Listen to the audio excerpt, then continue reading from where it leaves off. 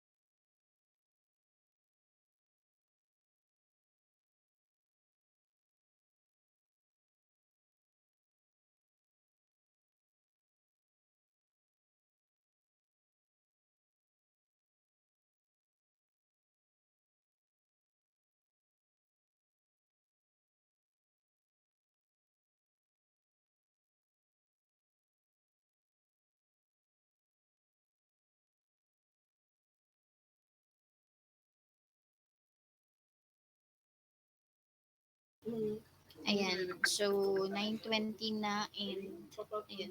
Sige, dun kayo makaraig. Sige, noted naman. Nagpaalam naman na siya. So, ayun, dun sa iba pa na wala, pa-inform na lang yung iba. Tapos, yung discussion natin ngayon, quick lang since 40 minutes na lang din yung meron tayo. So, discussion lang tayo ng syllabus para same lang din sa ibang section and walang naiiwan. So, yung pinaka-start ng ating discussion ay next week na lang.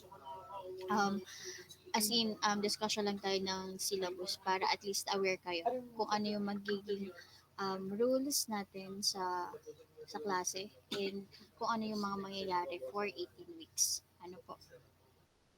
So, share lang ako ng screen. And confirm pa lang din pala, no? Yung schedule natin ay um, Saturday 7 to 9 and then Sunday 9 to 10. Tama ba? Opo, ma'am, tama. Ayun, sige. So, kapag merong conflict sa end nyo, pa-raise na lang agad ito sa department natin para magawa ng action and maiwasan yung pagiging conflict. Kasi kayo rin yung mahihirapan kung um, meron kayong conflict schedule. Okay? So, kung mapapansin nyo, meron tayo, yung meeting natin ay divided into two. So, 2 hours on Saturday and 1 hour on Sunday. So, if halimbawa naman, na natapos natin yung discussion on Saturday, so, hindi ko na kayo inimit on Sunday, pero, hindi ibig sabihin, hayahay na.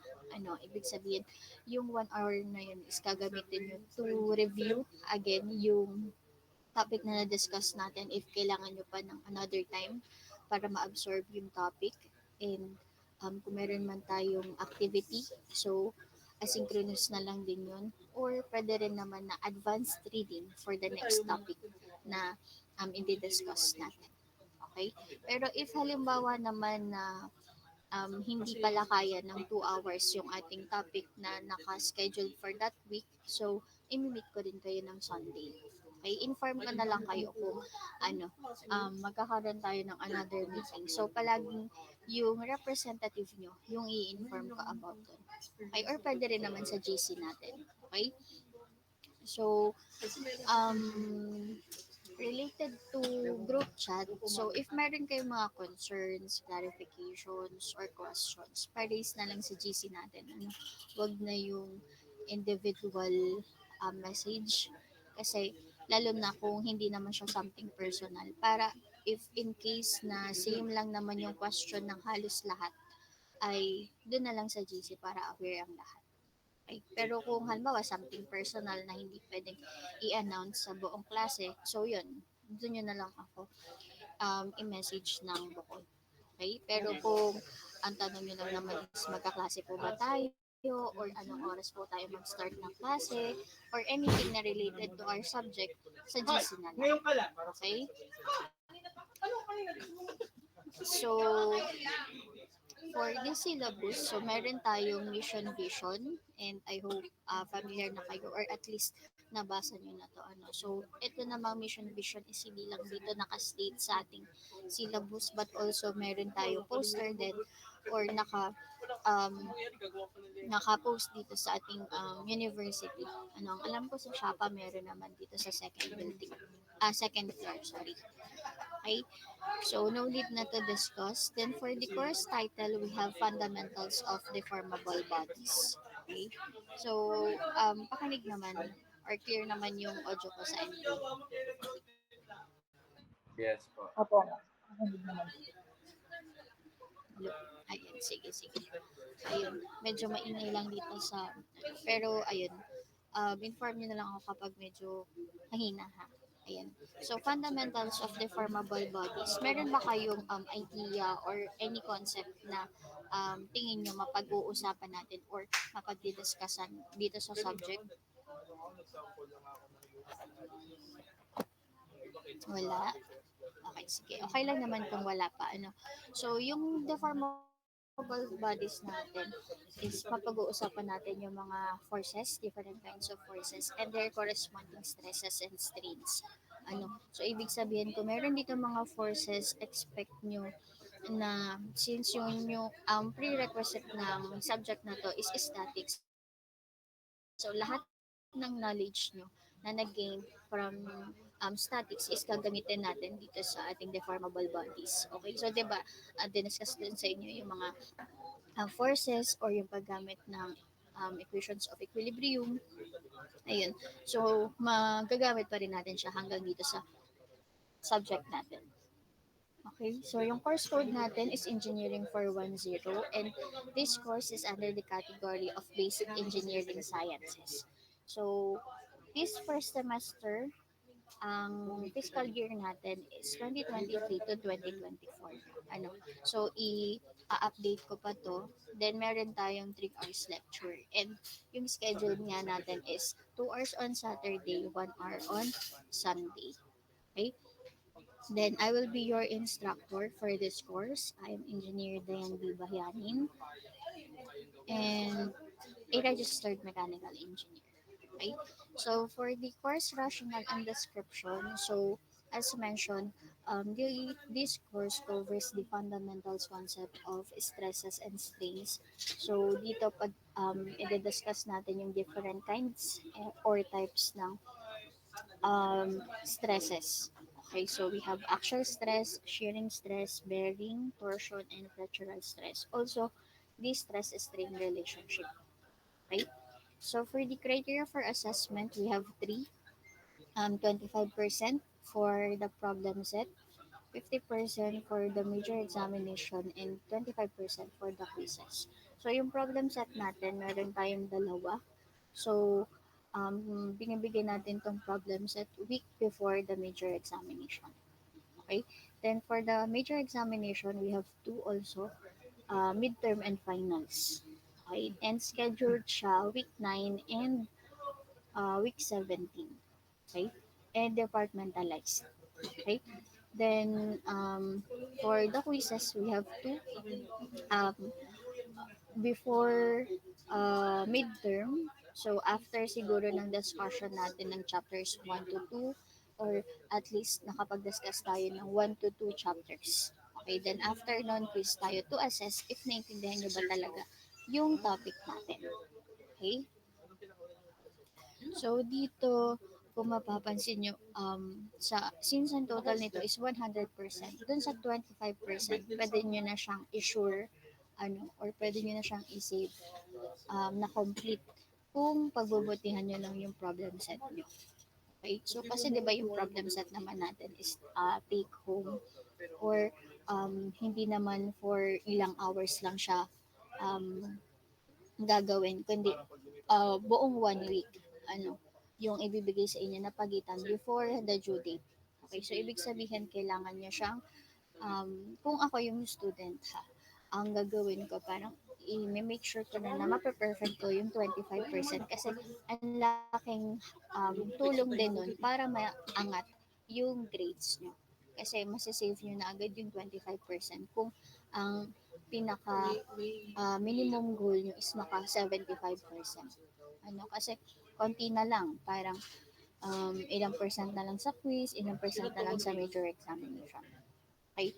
Lalong-lalo na kung hindi nyo naman talaga siya matatansya na kapag sinet nyo to sa major examination, say 40%, na masusure nyo agad na 40%. So, depende pa rin talaga in actual exam na kung ano ba yung magiging kalabasan ng exam nyo. Then, for the teaching, learning, and assessment strategies, so meron lang ditong ilang changes since ito ay nag apply pa dun sa pure online class. So, students are required to attend the class regularly. So, if you noticed, wala sa criteria for assessment natin yung attendance. Okay, unlike before na meron. So, kahit hindi siya part ng assessment, um, required pa rin or ina-encourage pa rin kayo to attend the class regularly. Kasi kung meron kayong mamimiss na klase tapos nag-discuss tayo ng one topic, so yung one topic na yun hindi mo masasabi kung gaano ka-complex and kung kakayanin ba ng self-review lang. Okay? So, kapag meron kayo namimiss na mga topics, kayo yung responsible na mag-catch up dun sa mga na-miss nyo. Okay? Hindi namin kayo iintayin para ma-catch up yung na-miss nyo, kundi kayo yung mag-a-adjust. Okay? So, after na first discussion, kung wala na clarification or concerns or questions, so magpo-proceed na kami sa sunod. Okay? Para hindi rin tayo na-delay masyado. Okay? So, active participation of the students during discussion is expected. So, ina-encourage ko ang lahat na mag-participate sa lahat ng discussion natin. Lalong-lalo na kung meron akong mga questions.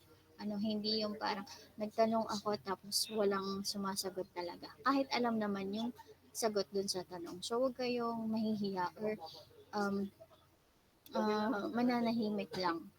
So, kailangan proactive kayo sa discussion kasi nakikilala din kung sino yung palaging active and natatandaan yun ng mga prof. And good point rin yun if in case kailangan yun na consideration nila. Lalong-lalo na kung yung grade na nabibigay nyo is hindi ganun kaganda. Pero at least napapakita nyo na you are proactive dun sa discussion and willing talaga kayong matuto.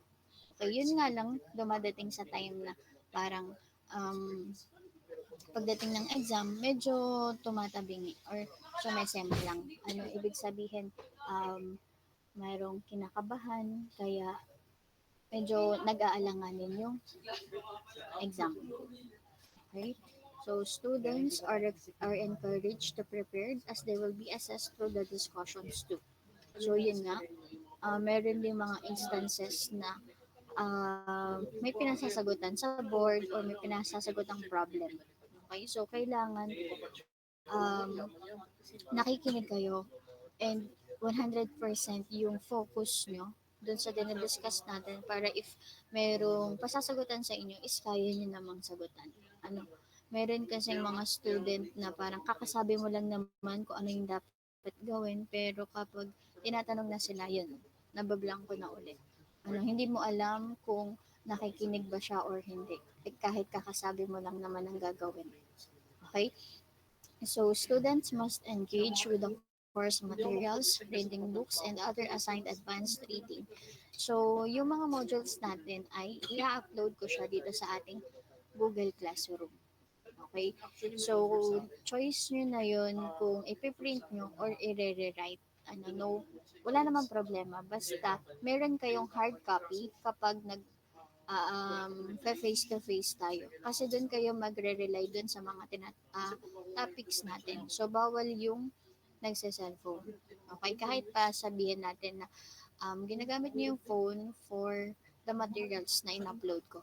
No, kailangan meron kayong hard copy kahit yun ay printed or handwritten nyo. Basta meron kayong copy. Okay? And yung material naman natin is i-upload ko siya ahead of time ng ating scheduled date. So, most likely, ina-upload ko siya since meron tayong klase ng Sunday. So, Sunday or any day sa weekdays. Ayun, pero hindi naman totally on Saturday pa kung kailan nasa classroom na kayo. So, mahirapan na nga kayo magkaroon ng hard copy nun. Okay? So, ayun. So, next naman is the problem solving. So, within the discussion of every topic, a sample problem will be presented, analyzed, and solved by the instructor.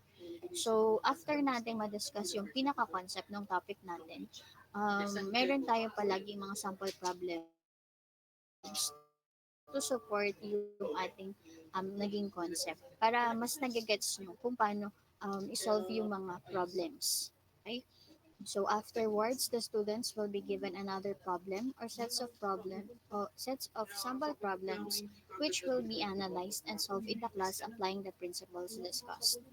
So dito yung mga another problems is yung naka-attach dun sa module natin which is yung mga exercise problems. So doon, meron akong parang additional problems na pwede nyong itry and nandun na rin yung answer key niya to check if tama ba yung nakakome up yung answer.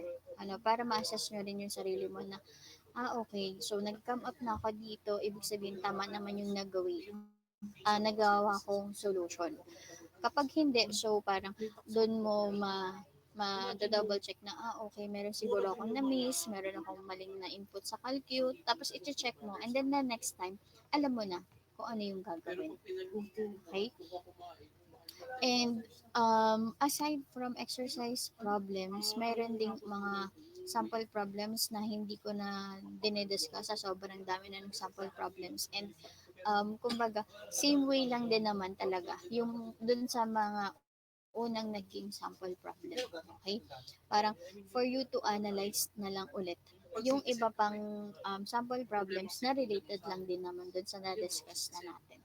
So hindi naman tayo very spoon feeding. Okay?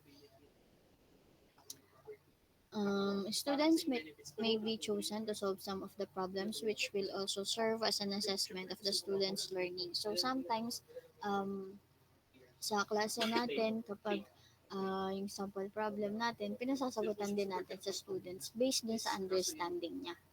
Para ma-assess natin if natuto ba or may natututunan ba yung student. Okay? Next is the major examination.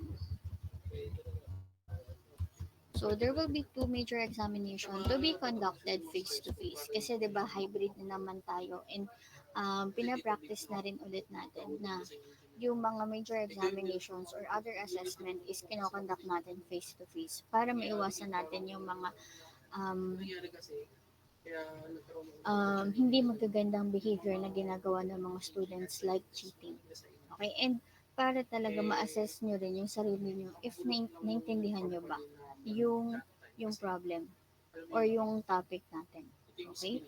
So, the examination will cover the topics discussed for the given period but may include some topics from the preceding period due to the continuity of concepts. So, example nito is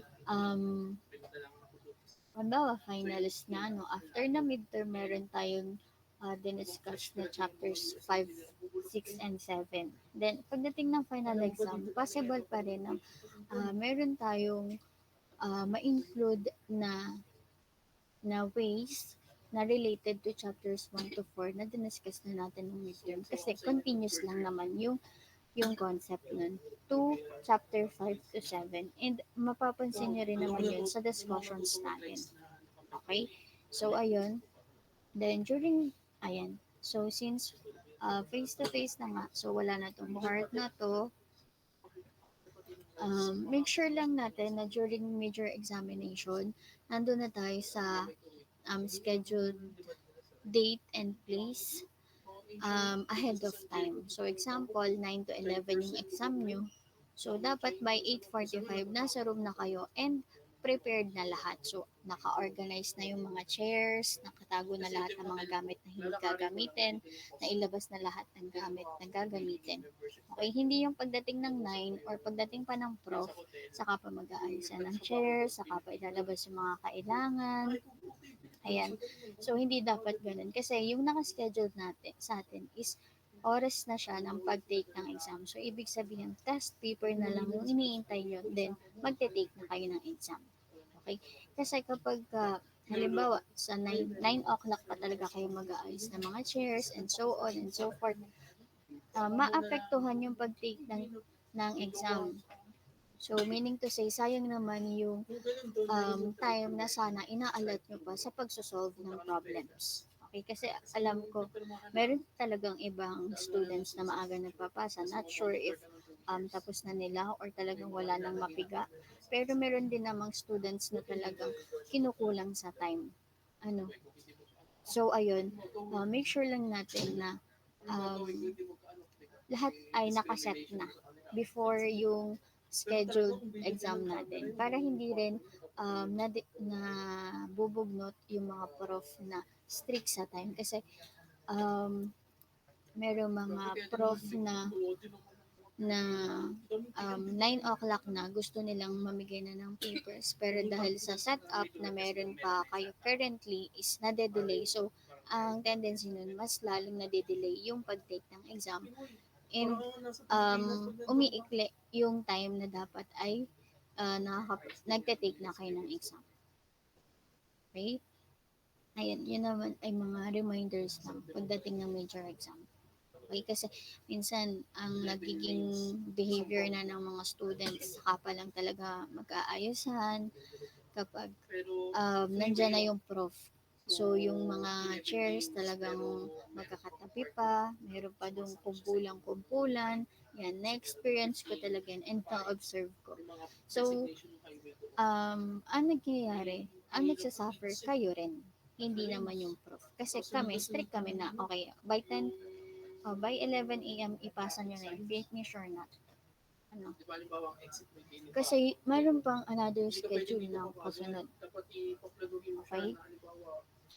And kapag gagamit kayo ng classroom, lalo na kung mayroon kayong kasunod, pakiayos naman yung ng mga pinaggamitan nyo. Hindi nag-iwan kayo ng mga basura or talagang ginugulo pa ulit yung chairs.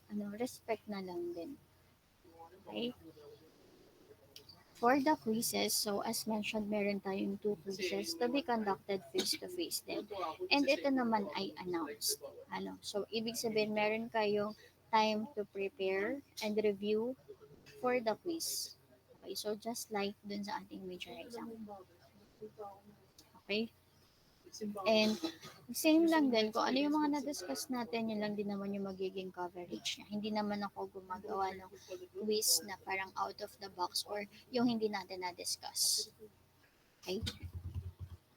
For problem set, so yun nga, meron tayong dalawa. So siya ay binibigay ko week before the major examination and yung due date naman niya is on the week of the major exam.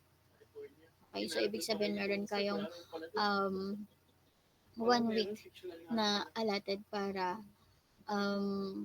makomplete yung inyong problem set. So, dito sa problem set natin, required yung engineering lettering. So, I guess kahit saan namang subject, So, hindi siya pahirap dun sa mga hindi sanay mag-engineering lettering or hindi talaga ma-perfect.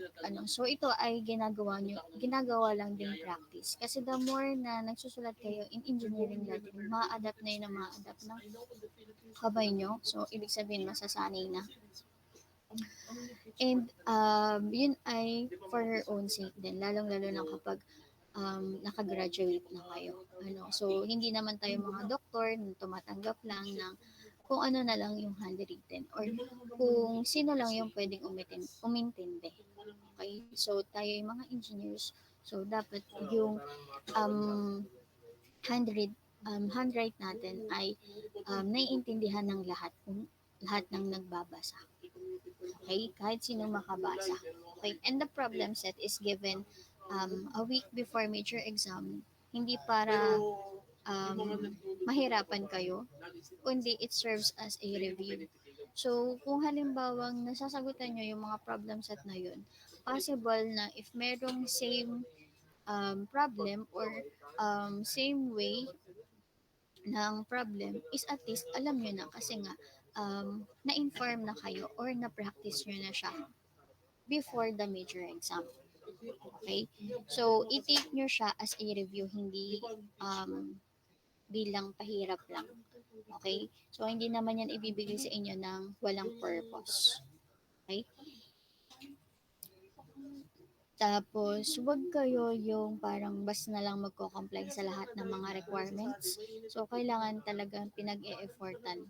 Hindi yung, okay, basta ko na lang ako magsusulat, basta ko na lang ipapasa, basta ko na lang kung anong isulat. So, tsinatsagan din naman yan isa-isa. Ano. And again, as mentioned kanina, kung ako yung student, isi-secure ko na yung 25% ng problem set. Kasi napakalaking bagay na mahugot yung yung grade nyo. Okay? Then, ano pa ba? So, pag sinabi natin engineering lettering, hindi naman ibig sabihin uppercase lahat. So, meron naman tayo dating naging subject, I guess, engineering drawing, na tinuruan din naman tayo kung paano yung tamang stroke ng bawat letters, uppercase or lower case. Pero okay lang naman kung hindi siya perfectly ano, yung kung ano yung na ituro sa atin before. Pero at least presentable and talagang pinag-effortan to do yung inyong engineering lettering. So, ayun. Ang sinasabi ko lang is pag-effortan nyo, hindi yung basta-basta na. Kasi meron talagang students na basta-basta na. Okay? And kapag nakita ko na hindi naman talaga nag-e-effort, ipapaulit ko yung problem set hanggang sa makita ko yung effort niya. Okay? Pero kung hindi niya ulitin, so ibig sabihin, zero yung kanyang problem set. 0%. Hindi zero ang score. Kasi magkaiba naman talaga palagi yung zero ang score sa 0%. Kasi yung zero ang score, meron pa yung corresponding percent na mababa nga lang. Pero pag 0%, wala na. Zero na talaga yon. Okay? Then, meron tayong 4 ILOs. So, understand the basic concepts underlying the stress analysis of materials and identify stresses and deformation in materials used as parts of a structure. Second, illustrate material behavior under service load conditions. Third, interpret different kinds of stresses and the effects of loads on materials that form part of machine or a structure. Fourth, draw a shear moment diagram of different types of beams and different kinds of loadings. So I know familiar na kayo dun sa shear and moment diagrams since ito ay na-introduce na rin dun sa statics. Okay, so parang it serves as a review and meron lang konting additional. Ano po? Ayan. Then, meron tayo dito materials na pwede nyong pag-relyan. So, if ever na mas gusto nyo pang more problems aside from nakastate dun sa ating module, so pwede nyong hanapin tong mga books na to or mga PDFs nila. Okay? Or pwede rin naman search through internet. Ano po? Ayan. So, next is Ayan. So, sa grading system, alam ko naman aware na kayo kung ano yung mga corresponding equivalent value nito mga grades natin. Then, students who computed a grade of 70 to 74 will be given an appropriate remedial activity in which the final grade should be either passing or failure. So, yung remedial activity na pinapagawa ko is yung removal exam lang on the week 18. So, for example, yung grade mo is umabot ng 69.5, hindi ka pa rin makaka-take ng removal exam. So, matik yung magiging grade mo na is 5. So, hindi ako um, tawag dito, nagra-round off. Okay, basta doon lang sa 70 to 74, at 74.9 pa yan, mag-take ka ng removal activity. Okay? Ng removal exam. Okay? And yung removal exam natin, one time lang siya. Okay? Wala na tayong special project or special activity after removal exam. Okay? So, it's either you pass it or fail it. And even if ma-perfect mo yung removal exam natin, ang choice mo lang talaga maging grade ay 3. Okay? So, hindi ka na pwedeng humirit ng mas mataas pa kahit nasabihin natin na perfect mo naman yung removal exam. Okay? So, again, dalawa lang yung choice kapag nag-take ng removal exam, 3 or 5. So, doon naman sa mga students na hindi makaka-attend during the scheduled removal exam, so, nagkakaroon na sila ng grade of 5. Hindi tayo nagre-reschedule or nagbibigay ng special exam. Kung ano yung na-mention na scheduled date para sa removal exam, yun lang. Okay? Then, for the class policy, prompt and regular attendance of student is required.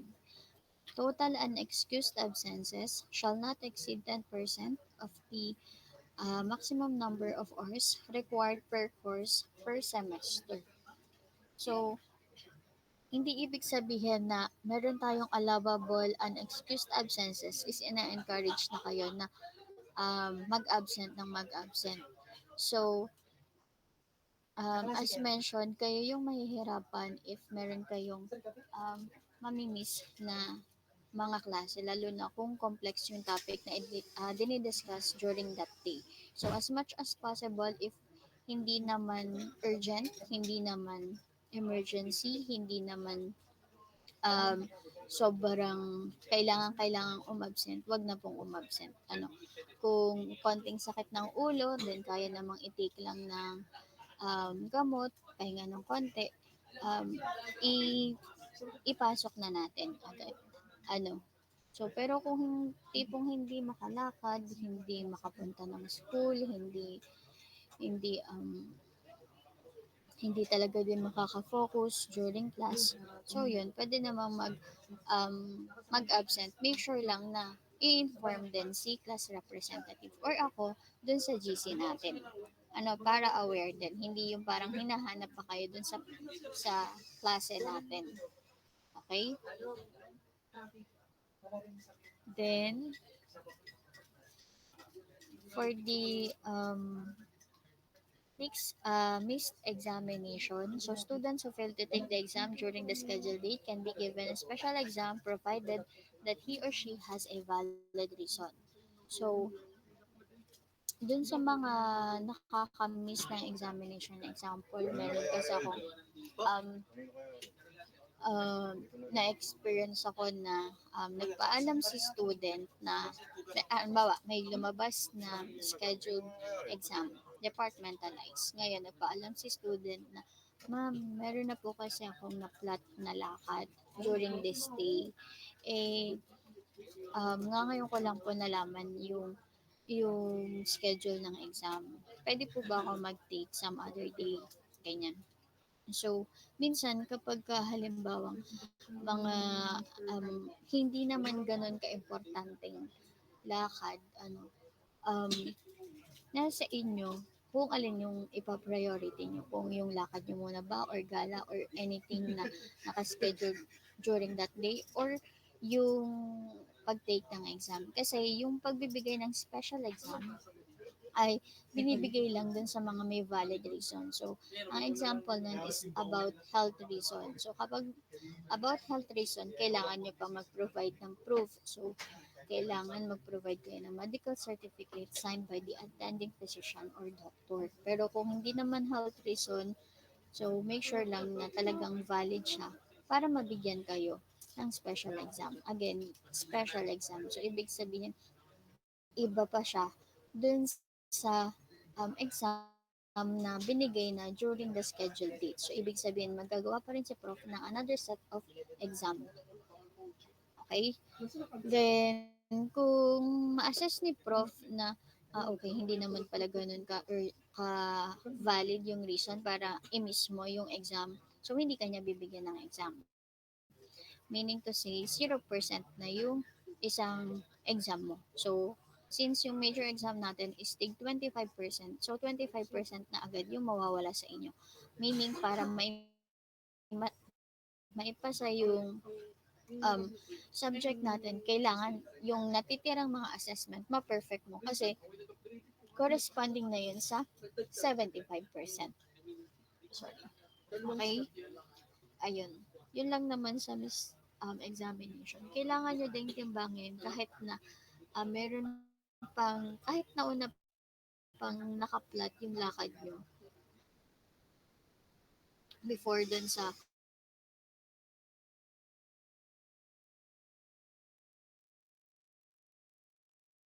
and timbangin nyo kung ano po.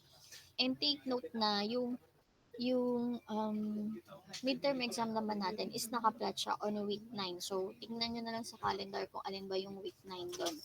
Then, assess nyo kung dapat ma-free nyo na yung week 9 na yun na okay, dapat wala akong iset na lakad or anything sa week 9 na to kasi anytime dito sa week na to may scheduled na exam. Okay? So, yung subject natin, hindi siya nakastick to Saturday or Sunday kasi yun yung subject yun yung time natin. So sometimes since it is departmentalized na schedule din siya during weekday and then iba yung naka-plot for Saturday, Sunday. So merong instances na yung deform natin naka-plot siya on Thursday or Wednesday. So dapat talaga yung buong week na yun ma-secure nyo na free kayo to take yung ating examination. Okay? So that is a simple reminder lang naman to everyone. Kasi meron talagang students na parang ako pa yung pinapipili. Ano, parang um, hindi naman dapat ako yung mamomroblema ng pag-reschedule ng exam since dapat alam natin kung ano yung mga priorities natin. Okay?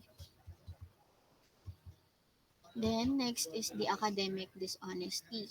So, alam ko naman, familiar na kayo when we say academic dishonesty. So, it includes cheating during examination. So, kahit pa yan ay quiz or major examination. So, during examination, if naka-scheduled siya weekday, possible na iba yung mag-proctor sa inyo. So, hindi ako yung magpo-proctor. And lahat ng prof ay strict when it comes to monitoring ng ating major examination. So, dapat hindi tayo mag-cheat during exam kasi, ayun nga, may quit yung mga prof and madali nila na-determine kung sino yung mga nag-cheating. So, it's either nilalagyan nila ng asterisk your name to indicate na meron kang ginawang hindi maganda or nag-cheat ka during examination. Okay? And kapag meron nahuhulihan na nag-cheating, automatic 0%. Hindi 0 ang score ha, 0% siya. Okay, and then kapag nauulit in the same person, so meron na siyang mga major offenses na kailangan nating i-coordinate doon sa higher position. Ano, so kagaya dito sa um, yung nag-handle ng mga may misconduct. Okay?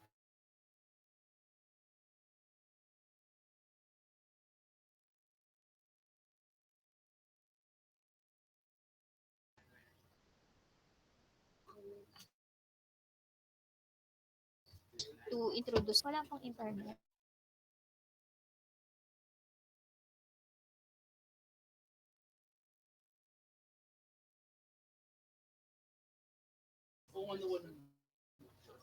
Ayun. Hello?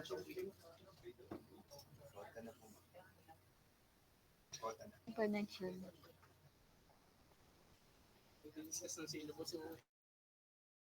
Hello? Pakinig pa po ba ako? Yes po, ma'am. Yes, yes, Ayun, sige. Nawalan kasi ng internet dito sa faculty. Ayun. Pero nakashare pa rin naman yung screen ko. yes po. Okay, sige. Thank you. So, dropping must be made official by accomplishing a dropping form and submitting it at the register office before the midterm examination. So, if in case maisipan yung mag-drop, na-realize nyo, ayoko pa, hindi ko pala kayang pagsabay-sabayin yung mga major subjects at ito. Tapos, pwede rin na ayaw ko sa prof or ayaw nyo sa kaklase or ayaw nyo sa schedule. So, pwede naman siyang i-drop. Make sure lang before midterm examination. And kayo yung mag-a-accomplish nito. Okay? So, once kasi na nakapag-midterm na and then sa kanila na-realize na gusto niya siyang i-drop, hindi na siya i-allowed. It's either itutuloy nyo or hindi. So, kapag tinuloy nyo, so kailangan magsasubmit pa rin kayo ng mga requirements. At kung hindi naman, meaning to say wala na kayong isasubmit na any requirements and magre-resume instructor, gigrade na kayo ng 5, hindi drop. Okay?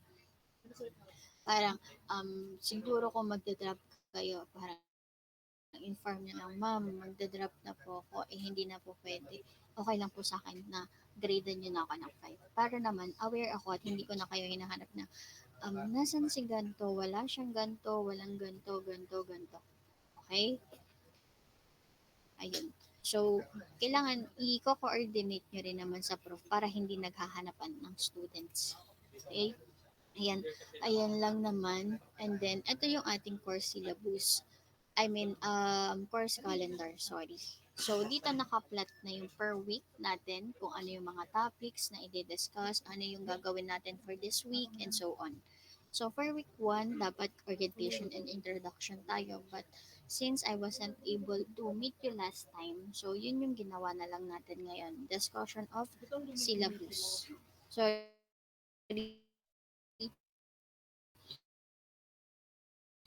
quick na lang since 10 na. Face-to-face sa scheduled time and place. Kung ano mang room tayo, but before unahin natin para at least naman meron tayong formal introduction. Okay? And mas maganda rin na face-to-face siya. Okay? Then, after nun, discussion tayo ng chapter 1. Next, the following week or the week 3, week 4, chapter 2, week 5, quiz 1, week 6, chapter 3, week 7, chapter 4, then week 8, problem set tayo, week 9, chapter 9, midterm. Okay? Then, plain stress or chapter 5, discussion tayo ng 10 to 11 kasi medyo mahaba to, baka hindi kayanin ng 1 week lang. Then, week 12, chapter 6. So, since mawawala na itong e-learning week, so papasok pa rin siya dito sa ating chapter 6. And then, align pa rin tayo for flexural stress na week 13. After that, quiz 2, and then discussion nito.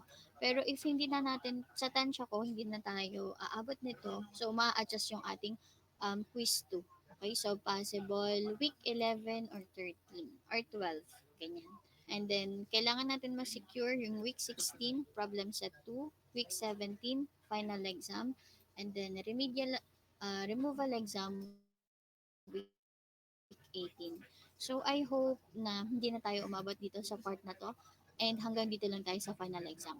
Okay? Para naman makapagbakasyon din tayo sabay-sabay, na maaga. So, since etong mga weeks na to ay December na. So, siguro naman gustong-gusto nyo rin na magkaroon ng Christmas break ng mahaba and um, walang iniisip na any ACADS. Okay? Pero kung hindi talaga may iwasan at umabot tayo dito, no problem. Basta hanggang week 18 lang tayo. Wala nang lalampas, wala nang any special activity, special project, or any special exam. Okay? I think that's all for our course syllabus. Meron ba kayong question or clarification?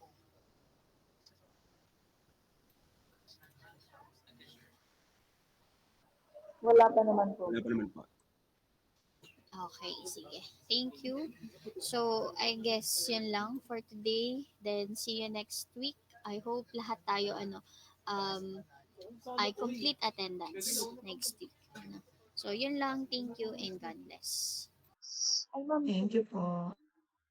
Ma'am, Ay, bukas sige, ano yun? I mean, next week po tayo ay face-to-face na po. Ano yun? Face-to-face po tayo next week. Yes, face-to-face next week since week 3 odd week. Okay? Ayun Yun po ay lang. Saturday and Sunday po or To be announced pa yung Sunday, pero sure na yung ating Saturday. So, depende kung matatapos natin yung discussion natin on Saturday. Pero kung hindi, continue tayo on Sunday. noted po, ma'am. Thank you po. Okay, thank you.